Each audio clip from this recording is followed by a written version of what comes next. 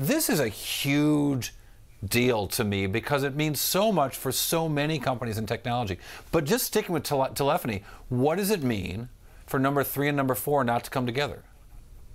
Well, it means, I think you got to throw in all 4, number 1, 2, 3, and 4 in this. When I answer this question, it means more competition, more deals, lower profit margins, all of the above. I mean, we've seen throughout the world, whenever you have a market with 4 carriers go to 3 carriers, competition kind of slows down a little bit, the profits start building up, things get a little more relaxed in the wireless industry if you're a company. If you're a consumer, it's the other way around, I guess. But when you have 4 competitors, things stay pretty competitive, and that's what we're going to have now. Unfortunately for Sprint, which is number 4, and has kind of a history of losing money and of not being able to hang on to subscribers at the same rate as their competitors, that means they've got to get their act together.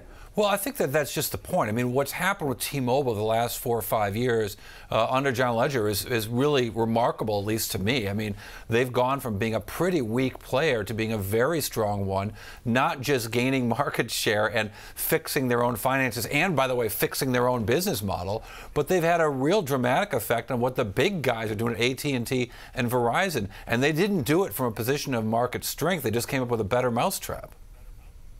Yeah, exactly. You talk about, some of the things that now are sort of universal in the industry, like, paying for your device separately if you want to, not as part of your contract, unlimited plans. A lot of this stuff, T-Mobile was the originator, or at least sort of the popularizer of in the industry. And that's what a 4-carrier market can do, because remember, when T-Mobile started doing that stuff, it was number 4. So you're going to see Sprint try to innovate in the same way, while T-Mobile continues to say they're going to push the envelope too.